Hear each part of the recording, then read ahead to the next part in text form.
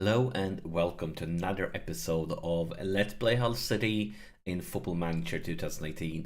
And today we have another huge game coming up. But before we get to that, let's take a look at what has been going on since the last episode. We played one game and it was a disaster because we were playing a League One team at home. And they actually managed to get a player sent off in the 21st minute. And still we didn't manage to win it. Look at this complete domination. 23 shots to 5. 13 to 2 on target. 3 clear-cut chances to 0. I mean, this is so bad. We really should have won this game. And this means not only that we didn't win it, but that means we're going to have to face off against them once again. And it comes in a very bad timing for us with a very tough schedule. We have the Wolves game, then just a little bit of rest, then we have the replay, and then barely any rest, and then we have another huge game versus Liverpool. So extremely frustrating, extremely frustrating. The only good thing is that the draw for the next round has already been, and if we manage to beat them, we are going to get Everton, and we know from our history we can beat Everton. So if we manage to beat them away, then we have a decent chance of beating Everton going through yet another round. But another thing that have happened since the last episode, if you look at the date, it's February the 5th. The transfer window have closed. And we have had some players join us and also somebody leave. So let's take a look at the transfers. And first off, the player that has left us is David Silva. And David Silva, of course, very fancy name, came to us as a free transfer. So we got him for nothing, but he haven't been doing very well. Look at his average rating here, 6.7. 6.88, I mean, for us in 16 games. Only 1 assist. I mean, a player like Silva should getting assists every single game.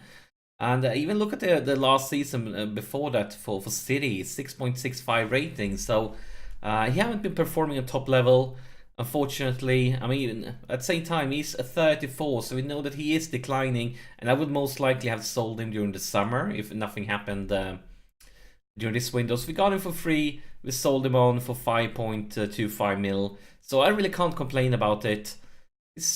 Yeah, it's a shame. I mean, a name like this, yeah, I just hoped he would have done better for us. But I guess it's his physical. So he's almost dying here. But he has left us. And instead, we brought in some youngsters and one big name. Let's start with the youngsters. And during this window, first off, this lad, I mentioned him before he joined us. And that was actually a player that I signed before. I didn't sign him during the window. I signed him before the window, long before the window. It's just that he didn't join us until the window. And then, since last episode, I paid a lot of money. As you can see, 13.5 mil for a young player. And the reason for me paying a lot of money for him is, foremost, he's from England. And we have Brexit has happened. And we need English players to count as homegrown. And hopefully he will do well. I had scouted him fully, and he was 4 yellow stars and 1 black star. And then basically ASAP after he joined us, it went down to 3.5 yellow and 1 black star. So that's a bit worrisome. Definitely a bit worrisome. I'm hoping to tutor him. Right now, all my tutors is busy, but tutor him as soon as I can. Then loan him out for a season, maybe 2. And hopefully keeps on developing. Because one of the things I noticed was especially that's his finishing ability is already 14. So if you can get it up like maybe 3 or even 4 steps, since it's only 17. If you can get up to 17, 18 in finishing, and the rest of the stats keeps on developing, he could be definitely promising for the future. But as I said, the worst thing is his potential ability after the scouting went down ASAP. So maybe I have overpaid for him, but only time will tell. And I ASAP loaned him out as my tutors weren't available. I ASAP loaned him out to Wimbledon, and he was actually on loan to Wimbledon when we signed him. So he joined us, and then Wimbledon ASAP asked if they could loan him again. And I said yes, because my tutors wasn't available. And then we signed this young Brazilian dude. And look at this, 18-year-old, these stats.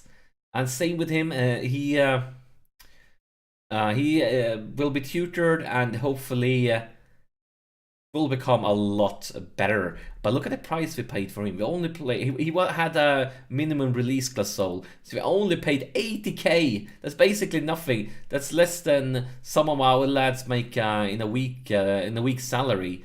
So we basically got him for free.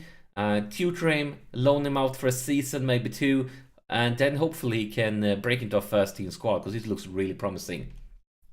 And then the last signing, the lad we paid quite a bit for, 20 million euros for Thiago Maia. And I was talking about last episode that the struggle we have is that the fancy names have no interest in joining us.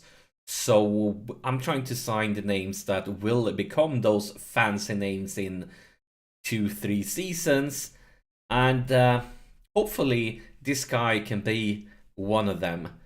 His stats is already very good, and he's only 22, so hopefully we can see some green arrows pointing up in all the places. And we can't take it for granted, but he definitely have the potential to become a world-class player if he keeps on developing. Because looking at his current ability and his potential, he still have some room for improvement, and I hope we're going to see that. Because then he will be worth a lot more than those 20 mil we paid for him. And also an interesting thing with this lad is he can play in quite a few positions. This one using us as a defensive midfielder by default, and that means that's a position I'm using, which is very, very good. He can also play as a central defender. His stats is not too bad. Decent one with the 15 tackling, 15 marking, a little bit weak on the heading department. I mean, if you see some green stats here, you can become a pretty decent central defender. The game also suggests him as a wingback. Same with that. Very good stats for a wingback. Really good stats. I'm currently not using wingbacks, but definitely have the potential. But more probably I'm going to use him as a fullback if I play him in this position. And his stats as a fullback is great. It's really, really good. So there's a lot of options, basically 4 positions, even up here in central midfield. You can say 5 different positions where we can use him, and most likely I'll use him in this position. But if we end up selling one of our fullbacks, he might as well overtake him. So a lot of options here. Hopefully a great signing. Hopefully keep on developing for the future. But I have been talking far too much. It's time for the game. And the game, just wait. We are playing Southampton, and this is a huge game because look at the league table. They are currently the team that has the last spot for a place in Europe. The last spot, and we are desperate to overtake them because we want that 7th place with a passion. If we win, we will overtake them. But if they win and they have that home advantage, it's going to be quite some gap here. Then they will get a big safety margin, and that could put us in some serious trouble. And the interesting thing is, if we manage to beat them away, we might go all up to 6th place, because we will probably we're going to have better goal difference than Liverpool then. But I'm not taking anything for granted. This is going to be a very, very difficult away game, and they probably are the favourites since they have that home advantage. But let's see what team they are bringing into the pitch. And there's definitely a few familiar names in this team with Classier, Gabardino, Ayer, so on. Forrester in the goal. But I feel like on paper, our team is at their level. But that's on paper. We need to actually prove it on the pitch. And last game we played them, they won. So we are here to take revenge. And if we can do that, that will be sensational. That will be fantastic. And then our future will look pretty bright. But it's going to be a very, very difficult game. So let's have the kickoff here and see what actually happens. And wow, it's actually a game where it's not raining. I feel like every single game I'm playing is raining because it's England. That's realistic, but it looks like it's not raining. And oh my god, look at the chances. We are creating a lot of stuff according to statistics. It's Lukaku with a free kick for Dembele. Dembele goes for Sosa. Sosa, what will he do? Back to Dembele. Branagh for Lapadula. Try to get Chamberlain in the box, and oh my god, look at this Oxalade Chamberlain with a very, very important first goal. Beautiful play and a fantastic finisher. Really, really good finisher. First that pass, then Lapadula picks up 2 defenders against him, then sets up Chamberlain, and that finisher is world class. Beautiful, beautiful. A really, really good start here. And look at the chances. Right now we're completely dominating things, but we can't take anything for granted. There's a lot of time left to play. Cope with a throw-in. Suma. What will you do? Nothing stupid now, guys. Costas. Lukaku on the left flank for Gnabry. Lapadula. But Lapadula is very lonely. He needs some backup. And that backup is Chamberlain. Look at the middle. Here's Lapadula. And he... Oh my god! Gianluca Lapadula, and we are 2 up, and we haven't even played 15 minutes. This is a sensational start. This is crazy. Oh my god. Look at this, that like quick counter-attack. It's almost like 2-3 passes, and then Lapadula with this beautiful finisher. And he is stone cold with that finisher. He even takes time to bring the ball down, put it in right place, and then it scores. But here is a highlight. Ace up from the kickoff, and as told you guys so many times before, it's usually very bad news for me when the opponent get a highlight ASAP. So focus now, guys. Focus. This could be very dangerous for us. Beautiful interception, but it's still in Southampton possession, and they are working the... Oh my god, this is bad defending. It's really bad defending, and this is why I always say it's bad news when my opponents gets a highlight ace up from the kickoff of a goal. Because that was a beautiful interception, but still in their possession. And look at this. Look at this. This is really bad defending. Because right now, he kind of he had his eyes on him, but then he turns here and starts looking at the ball. Look at this. He's looking at the ball. He has no idea what goes on behind his back. Completely loses the defense. And now we realize, oh my god, I have made a mistake. I have screwed up. He tries to catch him, but he's too far behind. And that it shouldn't happen when we have an experienced fullback like Koke. He really should have been able to do better there. That felt like a junior mistake. Like staring at the ball, forgetting what's going on behind you. Really bad defending. But we are creating more chances, so hopefully we can increase that safety margin once again. Get back to that. But the clock is ticking and ticking since that goal. Nothing has been going on when it comes to highlights, and we are about to reach half time. 2 minutes of extra time. That's quite a lot for the first half, but I guess that's because we have seen 3 goals. So if they wouldn't have scored that second goal, I would have been very pleased. And now I'm going to tell the lads, I'm not happy. We need to focus. We're creating so many chances. We really should be able to do better. And of course, if we wouldn't have conceded that goal, I would have been a little bit nicer to them. But, I mean, this is a very important game. We need the lads to perform on top. I'm just staring at statistics right now to try to see what's going on here. As a throw-in for Southampton. Come on, guys. We can win it back. Oh, beautiful, beautiful interception. That was... Why did you just hit it away like that? Completely unnecessary. Like, really unnecessary by you, Hart. He just gave it away for no reason. It wasn't under any pressure at all. But looks like maybe we can turn it around. Lapadula for Afonso Sosa. Afonso Sosa in the middle. He has 3 guys hunting him. For Chamberlain. Oh, that's going to be a card. But no, it's a throw-in and... Not throw-in. Why did I say throw-in? It's a cross. But this should be a card there. The ref should be giving out a card after that gameplay is over, but apparently not. And that's weird because that was clearly it should have been a card.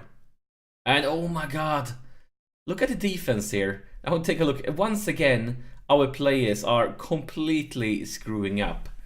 So let's take a look at replay. And first off, I want to talk about the guy. We have one guy. I set it up for the instructions for corners. I want a guy out here to keep track of every ball that goes here. And look at him. He's standing here. He definitely should have his eyes on this lad. Look at this. He's just standing here. What's he doing? He's like meditating. Why aren't you trying to get... Because you definitely had a chance to be first on this ball. He's still just standing here. Now he starts running. He should have started running when the ball was like here. If he would have done that, he would probably have intercepted it. And if he wouldn't, he would be like here, putting pressure on Harrison ASAP. So really bad defending. And then this one kind of again. Like forgetting somebody behind you. You're not even jumping. At least you could have jumped to try to intervene. And there's another corner. What's going on here? And at least that one is over. I feel like even though we are creating more, look at this on target, 10 to 13. We should be getting so many chances, but I feel like they have had more highlights, and it kind of don't make sense.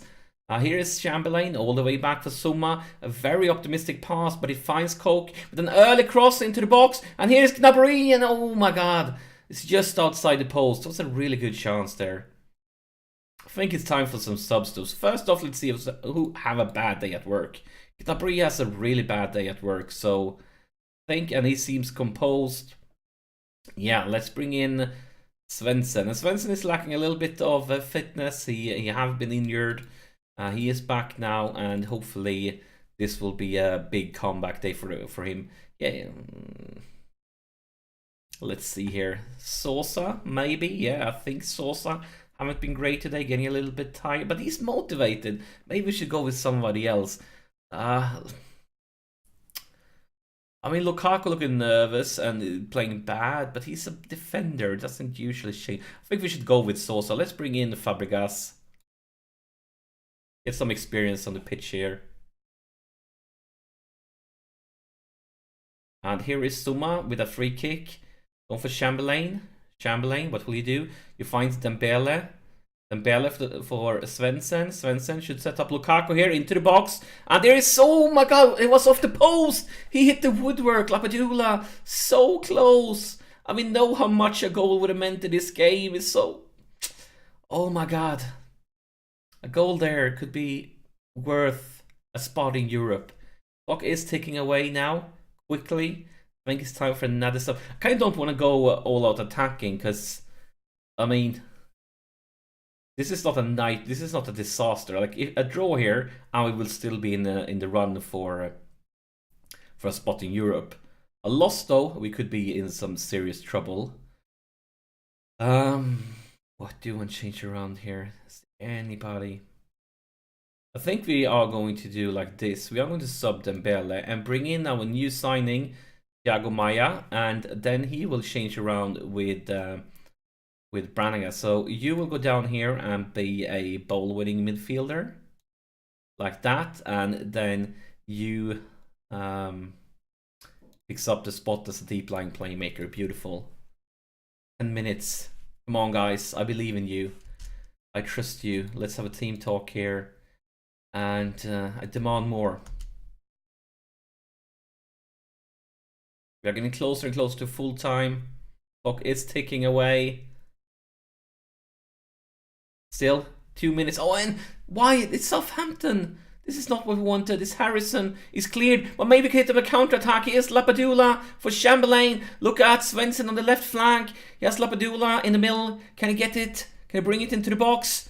Yes, he can. Here's Lapadula. Oh, look at this. Look at, oh my god. Oh my god. Look at this. It's an own goal. It's an own goal. No. No. It's disallowed. Oh my god. And this will be the full-time whistle. This game loves to play with my feelings. It loves to make me cry. Oh my god. Football Manager. Why did you do that to me? What I've done to deserve it. And I must say, we played really, really well. The only problem with this game is that we didn't win it. I need to tell them they were good, because they were good. They played well. Look at these ratings on some of these guys. But I mean, we should have won it. We should have won it. We played really, really good. And we deserved more than a draw. Because this brings us to this league table where Southampton, since they won, not won, but they got 1 point, means they are in 6th. This would have been us if we would have won it. This would have been us. The good news is there's only 1 point to 7th place, and there's only 2 points to 6th place. This is not impossible. It can still happen. The bad thing is, it's only 1 point to 9th place, and it's only 2 points to 10th place. So things can change quickly with a blink of an eye. We need to stay on top, and hopefully we can do that in next episode, because next episode is going to be another huge game. Because take a look at the team ahead of us, Liverpool, 1 point, they have the spot in Europe, and then take a look at our schedule. Liverpool. So next game will be another very difficult away game when we face off versus Liverpool at Anfield for a spot in Europe. Thank you so much for sharing your time with me, and I'll see you in the next episode.